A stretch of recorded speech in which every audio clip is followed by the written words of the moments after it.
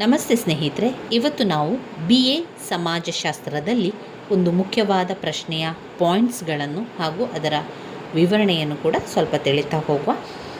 ನಗರದ ಸಮಸ್ಯೆಗಳಿಗೆ ಕಾರಣ ಮತ್ತು ಪರಿಣಾಮಗಳು, ಅರ್ಬನ್ ಪ್ರಾಬ್ಲಮ್ಸನ್ನು ಓದ್ಕೊಳ್ಬೇಕು. ತುಂಬಾ ಮುಖ್ಯವಾಗಿರುವಂತಹ ಪ್ರಶ್ನೆ. ಅರ್ಬನ್ ಪ್ರಾಬ್ಲಮ್ಸ್ ಬರುವಂಥದ್ದು, ಅದರ ಕಾರಣಗಳೇನು ಮತ್ತು ಅದಕ್ಕೆ ಸೊಲ್ಯೂಷನ್ಗಳು, ಅದರ ಪರಿಹಾರಗಳೇನು ಅಂತ ಕೇಳ್ತಾರೆ. ಅದನ್ನು ನೋಡ್ತಾ ಹೋಗುವ. ನಗರದ ಸಮಸ್ಯೆಗಳಿಗೆ ಕಾರಣ ಮತ್ತು ಪರಿಹಾರಗಳನ್ನು ತಿಳ್ಕೊಳ್ತಾ ಹೋಗುವ. ನಗರದ ಸಮಸ್ಯೆಗಳಿಗೆ ಹಲವಾರು ಕಾರಣಗಳಿದೆ.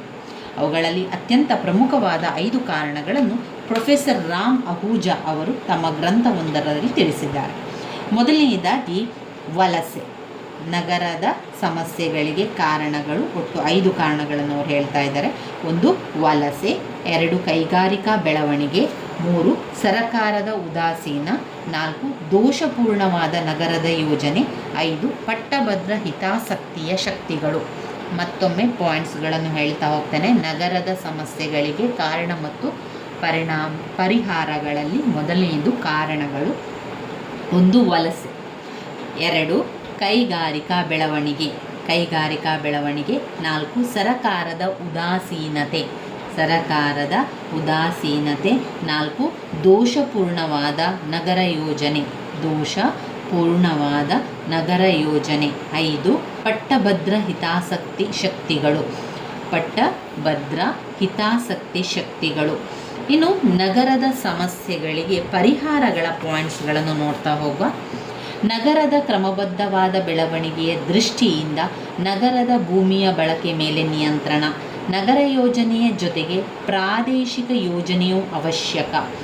3 ಕೈಗಾರಿಕೋದ್ಯಮಗಳು ಹಿಂದುಳಿದ ಪ್ರದೇಶಗಳತ್ತ ಸಾಗುವಂತೆ ಮಾಡುವುದು, ಕೊಳಚೆ ಪ್ರದೇಶಗಳ ನಿರ್ಮೂಲನ, ನಗರ ವಲಯ ನಿರ್ಮಾಣ, ವಸತಿ ಗೃಹದ ನಿರ್ಮಾಣ, ಬಾಡಿಗೆ ನಿಯಂತ್ರಣ ಕಾಯ್ದೆ, ಸೂಕ್ತ ತಿದ್ದುಪಡಿ ಹಾಗೂ ಖಾಸಗಿ ವಲಯಕ್ಕೆ ವಾಸಮನೆಗಳ ನಿರ್ಮಾಣಕ್ಕೆ ಪ್ರೋತ್ಸಾಹ, ನಗರ ಸಾರಿಗೆ ಹಾಗೂ ಸಂಚಾರ ನಿಯಂತ್ರಣ, ಇತರ ಕೆಲವು ಪರಿಹಾರ ಕ್ರಮಗಳು. ಇವಿಷ್ಟು ನಗರ ಯೋಜನೆ ಪರಿಹಾರಗಳು. ಮೊದಲು ನಗರ ಯೋಜನೆಯ ಕಾರಣಗಳನ್ನು ಸ್ವಲ್ಪ ತಿಳಿತಾ ಹೋಗುವ. ನಗರ ಸಮಸ್ಯೆಗಳ ಕಾರಣಗಳು. 1 ವಲಸೆ. ಯಾಕೆ ವಲಸೆ ಅಂತ ಹೇಳ್ತಾರೆ? ಈಗೊಂದು ನಗರದಲ್ಲಿ ಸಮಸ್ಯೆ ಬರ್ತಾ ಇದೆ ಅಂತ ಹೇಳಿದರೆ ಅದಕ್ಕೆ ವಲಸೆ ಬರುವುದರಿಂದ ಕಾರಣ. ಈಗ ಗ್ರಾಮೀಣ ಪ್ರದೇಶದಿಂದ ನಗರ ಪ್ರದೇಶಕ್ಕೆ ವಲಸೆ ಹೋಗ್ತಾ ಇದ್ದಾರೆ. ಯಾಕೆ? ಅನೇಕ ಕಾರಣಗಳಿಂದ, ಉದ್ಯೋಗಗಳಿಗಾಗಿರ್ಬೋದು, ಶಿಕ್ಷಣಕ್ಕಾಗಿರ್ಬೋದು, ಇನ್ನಿತರ ವಿಚಾರಗಳಿಗೋಸ್ಕರ ನಗರ ಪ್ರದೇಶಗಳಿಗೆ ವಲಸೆ ಹೋಗ್ತದೆ. ಈ ರೀತಿ ವಲಸೆ ಹೋಗೋದ್ರಿಂದ ಗ್ರಾಮೀಣ ಪ್ರದೇಶದಲ್ಲಿ ಜನಸಂಖ್ಯೆ ಕಡಿಮೆ ಆಗ್ತದೆ, ಆದರೆ ನಗರದಲ್ಲಿ ಜನಸಂಖ್ಯೆ ಹೆಚ್ಚಾಗ್ತಾ ಆಮೇಲೆ ಎಲ್ಲ ರೀತಿಯ ಸಮಸ್ಯೆಗಳು ಕೂಡ ಉದ್ಭವ ಆಗ್ತದೆ. ಶಿಕ್ಷಣ, ಉದ್ಯೋಗಗಳನ್ನು ಹಾಗೂ ಉತ್ತಮ ಜೀವನಾವಕಾಶಗಳನ್ನು ಅರಸಿಕೊಂಡು ಬಹುದೊಡ್ಡ ಸಂಖ್ಯೆಯ ಜನರು ಏನು ಮಾಡ್ತಾರೆ? ನಗರಕ್ಕೆ ನಿರಂತರವಾಗಿ ವಲಸೆಯನ್ನು ಹೋಗುತ್ತಲೇ ಇರ್ತಾರೆ. ಭಾರತದಂತಹ ದೇಶದಲ್ಲಿ ಗ್ರಾಮಗಳಿಂದ ನಗರಗಳತ್ತ ಹಾಗೂ ನಗರಗಳಿಂದ ದೊಡ್ಡ ನಗರಗಳತ್ತ ವಲಸೆ ಹೋಗುವವರ ಸಂಖ್ಯೆ ದೊಡ್ಡದಿದ್ದು ನಗರದಲ್ಲಿನ ಕೇಂದ್ರೀಕರಣಕ್ಕೆ ಕಾರಣವಾಗಿದೆ. ಇನ್ನು ಕೈಗಾರಿಕಾ ಬೆಳವಣಿಗೆ, 2ನೇ ಪಾಯಿಂಟಲ್ಲಿ ಬರುವಂಥದ್ದು ನಗರ ಸಮಸ್ಯೆಗಳಿಗೆ ಕಾರಣ ಕೈಗಾರಿಕಾ ಬೆಳವಣಿಗೆ. ನಗರದ ಜನಸಂಖ್ಯಾದರದ ಬೆಳವಣಿಗೆಯಿಂದ ನಗರದಲ್ಲಿ ಜನಸಂಖ್ಯೆ ಹೆಚ್ಚಾಗ್ತಾನೆ ಇದೆ. ಹೆಚ್ಚಾದ ರೀತಿಯಲ್ಲಿ ಎಲ್ಲ ಕೆಲಸಗಳಲ್ಲೂ ಕೂಡ ಜನರು ಹೆಚ್ಚಾಗ್ತಾ ಹೋಗ್ತಾರೆ. ಅದೇ ರೀತಿಯಲ್ಲಿ ಕೈಗಾರಿಕತೆಯ ಬೆಳವಣಿಗೆ ಕೂಡ ಹೆಚ್ಚಾಗುವಂಥದ್ದು ಭಾರತದಲ್ಲಿ ಸದ್ಯಕ್ಕಂತೂ ಅಧಿಕವಾಗಿರುವುದರಿಂದ ಅದು ಹೊರಗಡೆಯಿಂದ ಬಂದವರನ್ನು ಉದ್ಯೋಗ ಕೊಟ್ಟು ತನ್ನಲ್ಲಿ ಉಳಿಸಿಕೊಳ್ಳಲು ಸಾಮರ್ಥ್ಯ ಹೊಂದಿರುವುದರಿಂದ ತೃತೀಯ ವಲಯದಲ್ಲಿ ಸಾಕಷ್ಟು ಮಂದಿ ವಲಸೆದಾರರಿಗೆ ಆಶ್ರಯ ಲಭ್ಯವಾಗಿ ಜನರ ಕೇಂದ್ರೀಕರಣ ಅಧಿಕವಾಗುವುದು. 3ನೇ ಪಾಯಿಂಟ್ ಸರಕಾರದ ಉದಾಸೀನತೆ. ನಗರಾಡಳಿತದಲ್ಲಿನ ಅದಕ್ಷತೆ ಹಾಗೂ ಹೊಣೆಗೇಡಿತನಗಳು ಕೂಡ ನಗರಗಳಲ್ಲಿನ ಅನಿಯಂತ್ರಿತ ಜನಸಂದಣಿಗೆ ಕಾರಣವಾಗಿದೆ. ನಗರಗಳ ಬೆಳವಣಿಗೆಯ ವೇಗವೇ ಅನುಸಾರವಾಗಿ ನಗರಗಳ ಮೂಲ ಸೌಕರ್ಯಗಳು ಹೆಚ್ಚಳವಾಗುತ್ತಿಲ್ಲ. ಭವಿಷ್ಯದ ಬಗ್ಗೆ ಯೋಚನೆ ಮಾಡುವ ಸಾಮರ್ಥ್ಯವಾಗಲಿ ಅಥವಾ ಇಚ್ಛಾಶಕ್ತಿಯಾಗಲಿ ನಮ್ಮ ನಗರಾಡಳಿತಕ್ಕೆ ಇದ್ದಂತಿಲ್ಲ. ಈಗ ಇರುವಷ್ಟು ಸಂಪನ್ಮೂಲಗಳನ್ನು ಜಾಣ್ಮೆಯಿಂದ ಸದುಪಯೋಗಪಡಿಸಿಕೊಳ್ಳುವ ಕೌಶಲ್ಯ ಕೂಡ ಅದಕ್ಕಿಲ್ಲ. ನಮ್ಮ ನಗರಾಡಳಿತಕ್ಕೆ ಈ ಸಾಮರ್ಥ್ಯ ಬರುವವರೆಗೆ ನಗರಗಳ ಸಮಸ್ಯೆಗೆ ಮುಕ್ತಿ ಇರುವುದಿಲ್ಲ. ರಾಜ್ಯ ಸರ್ಕಾರಗಳು ನಗರಾಡಳಿತಗಳಿಗೆ ಅವುಗಳು ಸಂಪನ್ಮೂಲಗಳನ್ನು ಕ್ರೋಢೀಕರಿಸುವ ಬಗ್ಗೆ ವಿಧಿಸಿರುವ ಕೆಲವು ನಿರ್ಬಂಧಗಳು ಕೂಡ ಈ ಸಮಸ್ಯೆಯನ್ನು ಇನ್ನಷ್ಟು ಗಂಭೀರಗೊಳಿಸುವಂಥದ್ದು. 4ನೇ ಪಾಯಿಂಟ್ನಲ್ಲಿ ದೋಷಪೂರ್ಣವಾದ ನಗರ ಯೋಜನೆ. ನಮ್ಮಲ್ಲಿನ ಅದೆಷ್ಟೋ ನಗರಗಳಿಗೆ ಸರಿಯಾದ ನಗರ ಯೋಜನೆ ಎಂಬುದೇ ಇಲ್ಲವಾಗಿದೆ. ನಗರಾಡಳಿತದ ಹೊಣೆ ಹೊತ್ತು ಪ್ರತಿಯೊಂದು ಸ್ಥಳೀಯ ಸರ್ಕಾರವು ಕೂಡ ತನ್ನ ಅಧಿಕಾರ ವ್ಯಾಪ್ತಿಯ ಪ್ರದೇಶದಲ್ಲಿ ವಾಸಿಸುವಂತಹ ಜನರಿಗೆ ಉತ್ತಮ ಗುಣಮಟ್ಟದ ನಾಗರಿಕ ಸೇವಾ ಸೌಲಭ್ಯಗಳನ್ನು ಒದಗಿಸಲಾರದ ಪರಿಸ್ಥಿತಿಯಲ್ಲಿರುವುದು ನಮ್ಮ ನಗರ ಯೋಜನೆ ಅದೆಷ್ಟು ದೋಷಪೂರ್ಣವಾಗಿದೆ ಎಂಬುದನ್ನು ಬೊಟ್ಟು ಮಾಡಿ ತೋರಿಸುತ್ತದೆ. ದೋಷಪೂರ್ಣವಾದ ನಗರ ಯೋಜನೆ, ಇಲ್ಲಿ ಸರಿಯಾದಂಥ ನಗರ ಯೋಜನೆ ಇಲ್ಲ, ಎಲ್ಲವೂ ಕೂಡ ದೋಷಪೂರ್ಣತೆಯಿಂದ ಕೂಡಿದೆ ಎನ್ನುವಂಥದ್ದು. 5ನೇ ಪಾಯಿಂಟ್ ಪಟ್ಟಭದ್ರ ಹಿತಾಸಕ್ತಿ ಶಕ್ತಿಗಳು. ಪಟ್ಟಭದ್ರ ಹಿತಾಸಕ್ತಿ ಶಕ್ತಿಗಳು ಅಂತ ಬಂದಾಗ ನಗರಗಳಲ್ಲಿನ ಹಲವಾರು ಸಮಸ್ಯೆಗಳಿಗೆ ಜನಹಿತಕ್ಕೆ ವಿರುದ್ಧವಾಗಿರುವ ಕೆಲವು ಖಾಸಗಿ ವಾಣಿಜ್ಯಿಕ ಮತ್ತು ಆಸಕ್ತಿಗಳು ಹಾಗೂ ಲಾಭಕೋರತನ ಪ್ರವೃತ್ತಿಗಳು ಬಹಳಷ್ಟು ಕಾರಣವಾಗಿರುತ್ತದೆ. ನಗರದ ಸಾಮಾನ್ಯ ನಿವಾಸಿಗಳು ನಗರಾಡಳಿತದ ಮೂಲಕ ಕೆಲಸ ಮಾಡಿಕೊಳ್ಳುವುದರಲ್ಲಿ ಹಾಗೂ ನಗರದ ಸಾಮಾನ್ಯ ಜನರ ಹಿತಕ್ಕೆ ಪೂರಕವಾಗಿರುವಂತಹ ನಿರ್ಣಯಗಳನ್ನು ಮಾಡುವಂತೆ ನಗರಸಭೆಗೆ ಒತ್ತಾಯಪಡಿಸುವುದರಲ್ಲಿ ಅಷ್ಟೊಂದು ಪ್ರಭಾವಶಾಲಿಗಳಲ್ಲ ಅಂತ ಹೇಳುವಂಥದ್ದು. ಪಟ್ಟಭದ್ರ ಹಿತಾಸಕ್ತಿಗಳಿಂದ ಇವಿಷ್ಟು ನಗರದ ಸಮಸ್ಯೆಗಳಿಗೆ ಕಾರಣಗಳು. ವಲಸೆ, ಕೈಗಾರಿಕಾ ಬೆಳವಣಿಗೆ, ಸರಕಾರದ ಉದಾಸೀನತೆ, ದೋಷಪೂರ್ಣವಾದ ನಗರ ಯೋಜನೆ, ಪಟ್ಟಭದ್ರ ಹಿತಾಸಕ್ತಿಯ ಶಕ್ತಿಗಳು. ಇನ್ನು ಬರುವಂಥದ್ದು ನಗರದ ಸಮಸ್ಯೆಗೆ ಪರಿಹಾರಗಳೇನಿದೆ.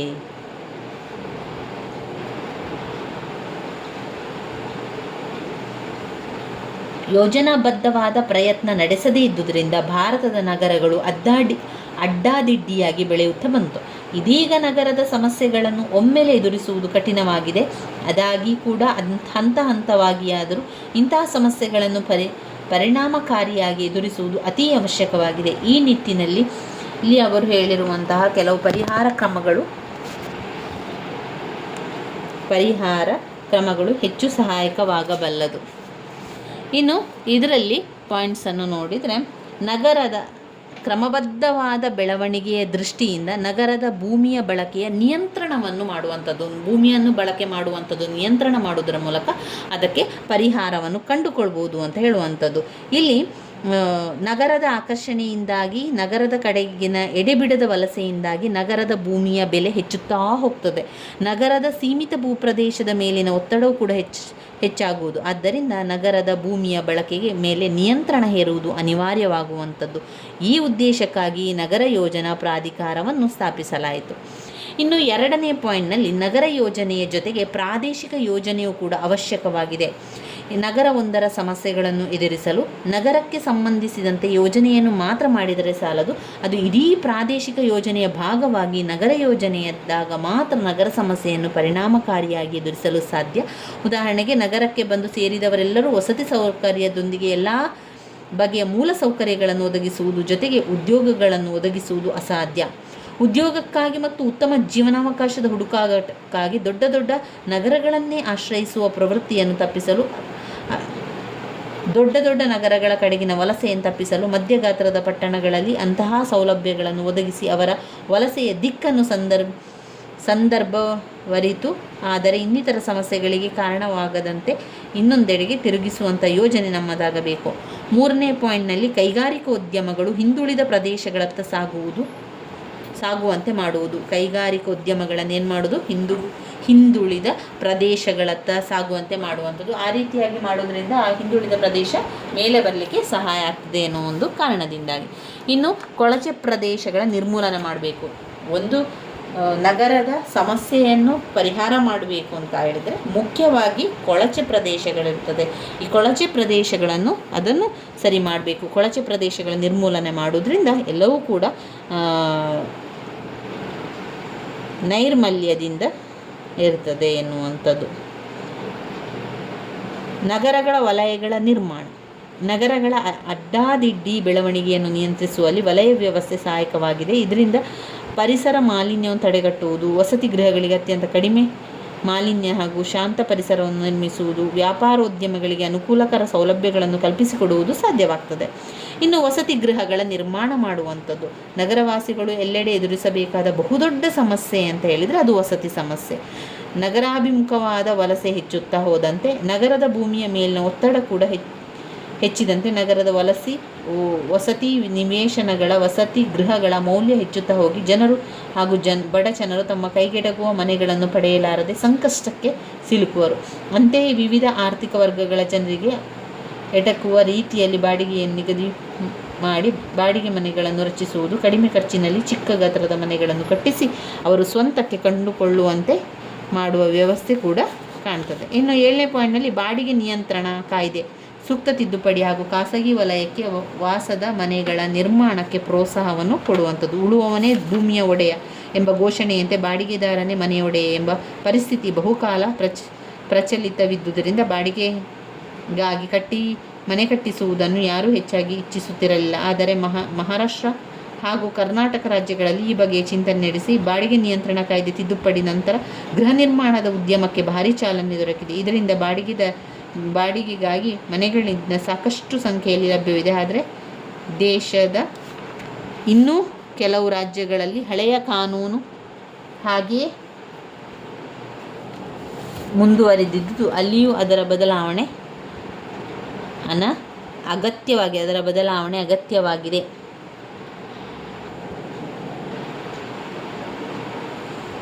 ಇನ್ನು 8ನೇ ಪಾಯಿಂಟ್ ನಗರ ಸಾರಿಗೆ ಹಾಗೂ ಸಂವಹನ ನಿಯಂತ್ರಣವನ್ನು ಮಾಡುವುದು. ನಗರದ ಸಾರಿಗೆಯೆಲ್ಲ ನಿಯಂತ್ರಣವನ್ನು ಮಾಡುವುದು.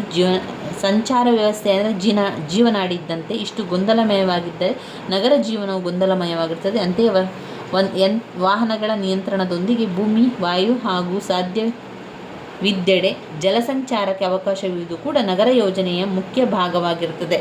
ಇನ್ನು ಇತರ ಕೆಲವು ಪರಿಹಾರೋಪಾಯಗಳು ಅಂತ ಬಂದಾಗ ತ್ಯಾಜ್ಯ ವಸ್ತುಗಳ ವಿಲೇವಾರಿಗೆ ಸೂಕ್ತ ಏರ್ಪಾಡುಗಳನ್ನು ಮಾಡಿ ಪರಿಸರ ಮಾಲಿನ್ಯವಾಗದಂತೆ ಮಾಡುವುದು. ವಾಹನ ನಿಲುಗಡೆಗೆ ಏರ್ಪಾಡುಗಳನ್ನು ಮಾಡುವುದರ ಮುಖಾಂತರ ವಾಹನಗಳ ಹಾಗೂ ಪಾದಚಾರಿಗಳ ಓಡಾಟಕ್ಕೆ ಅನಾನುಕೂಲವಾಗದಂತೆ ನೋಡಿಕೊಳ್ಳುವುದು.